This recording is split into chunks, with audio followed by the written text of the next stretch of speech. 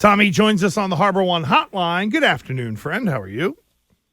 I am tremendous. How you guys doing? There we go. We're good. We talked about the J.C. Jackson situation a little bit to start, Tom, and after hearing Matthew Slater yesterday, it definitely adds a layer of humanity to the situation. I admittedly, this is sort of a difficult question to kind of parse through. Is there any sort of way for us to know that the Patriots would have been aware of everything that would have been going on around J.C. Jackson before acquiring the player? Like, did this creep up? There are a lot of people that are trying to look deeper. Do you have any sort of sense of the J.C. Jackson situation in general? No. I just, I think that the team knew the player and his level of play prior.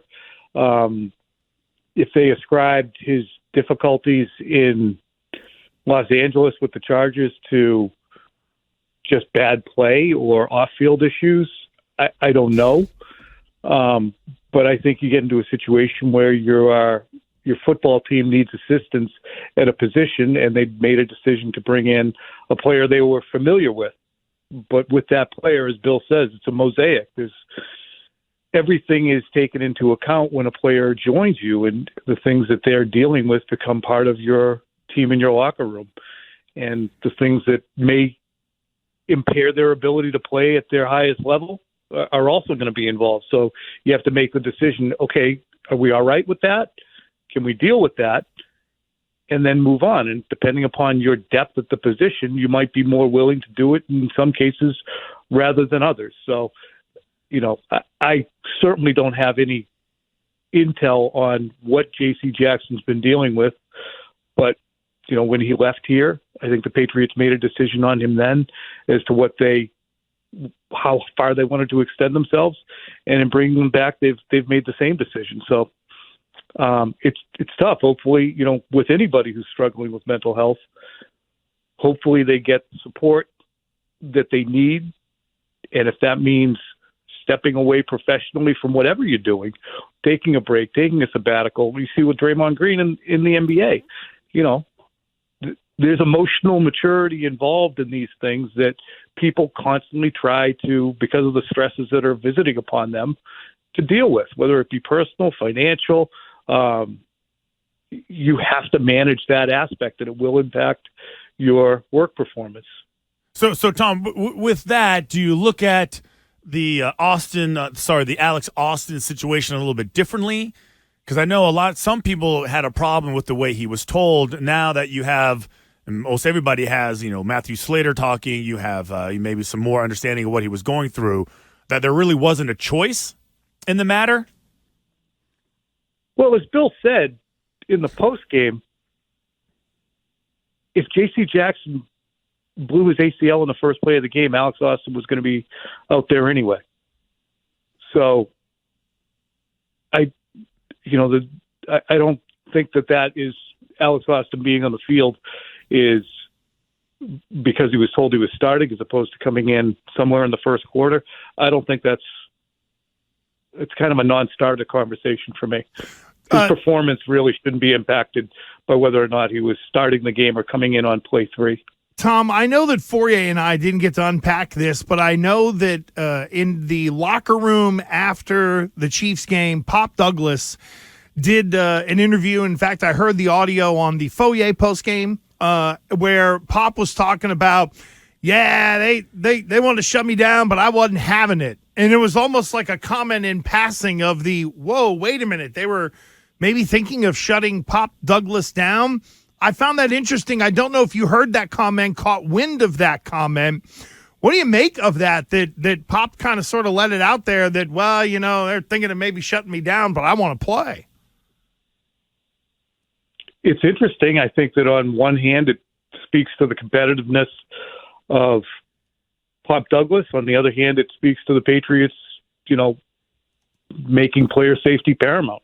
He had a head injury. So if they wanted to shut him down, and he was eventually cleared, and they said, even though you're cleared, maybe we want to sit you down anyway here. This goes back to the conversation we've had for more than a decade about teams making decisions to protect their players, but the players have to go along with them. So I don't know enough about that situation as to what he meant by shutting them down. And if he's on the field, he's been cleared. But I wouldn't think that the Patriots certainly were in a position where they're going to overrule any of their training staff and put him out there if they don't want him, if he's not cleared to play. So, yeah, on the Pop Douglas thing, I again, sorry, I don't have any intel on that. We're getting some tough ones here. All right, so here we go. So this is just be your opinion then. You don't need any intel on this one. The way Bill handled the end of the game, fourth quarter, as far as his urgency, as far as his ability to drive the football down the field, admitting that he could have handled it a little bit differently. Like, what's your take on his approach overall in the fourth quarter? I understand as a football coach where he was coming from up until the final drive where he just put up the white flag and said, all right, we're going to do a sneak to get it off the goal line, then we're just going to run dives and then throw it. Well, they did throw it on fourth down. Well, that's what I said, throw it and then throw it again. And, that was putting up the white flag with 4 minutes left. Once they got pinned, they said, all right, game's over. I do understand the logic that he's using. I don't really agree with it when you're down 17 and you continue to punt on fourth down, but he is an analytical guy, and he's probably sitting there not using the analytics, but he's saying to himself, okay, it's 4th and 4 here. Chances of converting with this group in there, who's going to make this catch? Let's just punt it away. If we can get a 3 and out, we lose 90 seconds and we get the ball back. And then we can start it over again with 4 downs and see what happens. So he was trying to extend the game. Basically, that's what he was trying to do. So, but you don't agree on the approach. I'm trying to figure it out here because I look at it the same way. 3 and 11, who cares? Just go for it then. Be more aggressive. Fighting. Yeah. So send the message. So I understand the coaching decision if you're trying to win that game, but the larger picture of where you are, try and compete, try and get reps, put it on the players who are out there who should be in that next man up mentality and execute the play. I think it shows a lack of faith in the players and in the offense that says, yeah, you guys, you don't deserve the chance to do this. You're not up to it. And that's a sad admission. Well, yeah, again, I will look at the very last throw that on 4th and 4 where it was a Rieger on the right side. I think it was maybe it was Pop Douglas on the right side. I think so. And they did like a crossing route, and they kind of bumped into each other. It was a horrible play. And then that, to me, tells the tale. Like, the one play you have is run to 2 guys that shouldn't be out there in the first place. I agree. So what's your take? Is Bill right in doing it? Well, to me, when I see was he right to do that? So when I see these situations with other coaches, they just make a bad situation worse. They do exactly what everybody wants them to do. Hey, throw the ball. What do you have to lose? Well, then it gets sacked, and then it's a strip sack, and then it's a scoop and score, then it's an interception. Like, bad teams, like, constantly just do bad things. So I understand, like, him not doing it, and I would say, well, I could take a chance. And I'll just throw it up in the air. Someone will go catch it. It's usually the other team. And then I think you look worse. So it's almost like I almost feel like he was just trying to save his reputation in a way where he wasn't, saddled with this massive embarrassing loss, losing by 24 points, in the fourth quarter. That's the way I look at it.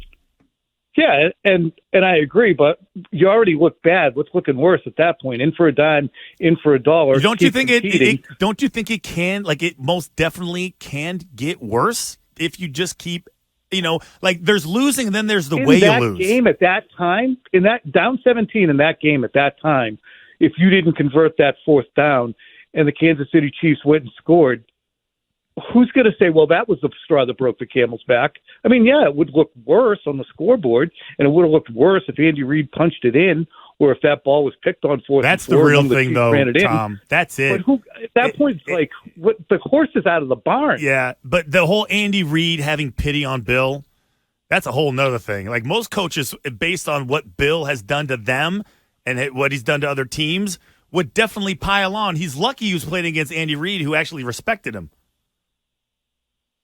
I think Bill would have probably done the same thing to Andy Reid. Any other coach. Really? Yeah, I mean, you look at the Joe Gibbs situation back when it was 52-7 against the Redskins, who were at the time the Redskins Commanders. Now, probably shouldn't even utter the nickname. You can say it because I played for the Redskins. I didn't play for the Commanders. 52-7. Yeah, and people were lamenting that the Patriots went for it on fourth down inside the 10 and scored a touchdown. And I agreed with Belichick's point at the time. You want me to kick a field goal? I mean, that's even more humiliating. Let's tack these easy points on. At least give the other team a chance to compete.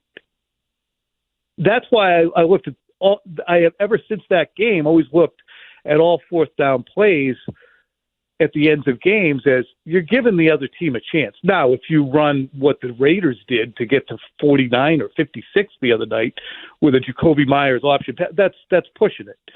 But I do think that you have to – there's different ways to allow the team to maintain its dignity. Tommy, last thing for you.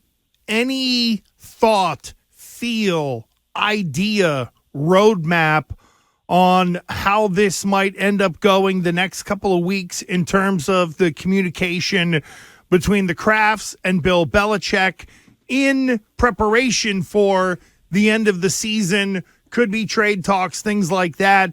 Does the door get open and conversations start, or is this a true Black Monday situation where Bill walks in and then they start to figure it out? Any feel on that? Well, that was the most interesting and I think alarming part of Ian Rappaport's pushback on whether or not a decision has been made. If the Patriots do dig out, as Rappaport was alleging, and change the minds and Bill saves his job, well, then there'll be a conversation at some point. And Ian articulated that it could take a while. Don't expect it to be right away. There'll be an evaluation period. And to me, I look at that as whistling past the graveyard of 2024. You need to get a staff in place. You need to change your mindset. You need to have your new positions in personnel and on the coaching staff filled. You need to have, a beacon that you're moving toward in the next season with a top 3 pick and the third most cap space in the league. And if you drag it out, you're going to just prolong a situation that needs to be addressed quickly. So that, to me, was the only indication of a timeline that we've really seen. And I don't think that timeline shows the level of urgency that is going to ensure that 2024 they can hit the ground running with their new plan. Interesting stuff from Tom Curran. He'll be with Jones and Mego on Thursday, and then on a very special Christmas Eve edition of WEEI Football Sunday, as, of course, the Patriots will play on Christmas Eve night. Tons of fun. Tommy, thank you, friend. We'll catch you soon. Thank you. All right, guys, thanks. There we go. There goes Tommy Curran. He is with us on the Harbor One hotline.